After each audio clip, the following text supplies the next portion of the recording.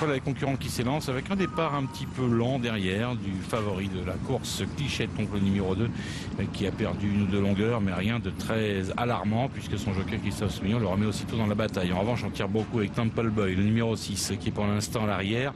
Et devant, eh bien, c'est Terminio et David Breu qui prennent la direction de l'épreuve actuellement devant le 4 Libinski qui est deuxième. On retrouve côté corde Irakien, le numéro 3, flanqué à l'extérieur de Temple Boy et Christophe Soumillon qui a placé pour l'instant le favori Clichette en dernière position.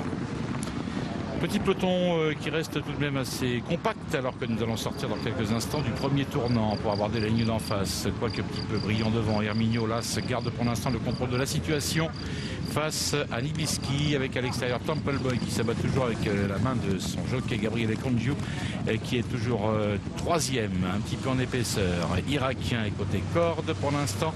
Et l'on suit derrière avec le favori Clichette, le numéro 2, qui patiente en dernière position.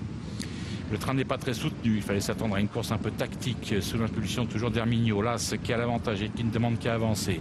Derrière c'est Irakien numéro 3 qui galope côté corde. À l'extérieur le 4 Libinski qui est toujours bien placé avec un peu plus loin la présence de Temple Boy, le numéro 6 qui semble un petit peu plus décontracté.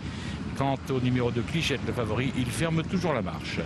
On aborde le bout de la ligne d'en face et déjà nous sommes à l'abord du tournant final avec Herminio, le numéro 1 qui accélère gentiment la cadence devant le 4 Libinski qui est deuxième, suivi de près par le numéro 3 Irakien avec le 6 Temple Boy et le 5 Clichette. Toujours pas de changement en ce qui concerne les positions de cette course qui semble figée. À mi-tournant final avec là c'est Herminio qui est le meilleur, mais à l'extérieur le 4 Libinski commence à lui mettre un petit peu la pression. Christophe Soumillon ne bouge pas, il va peut-être replonger côté corde pour finir.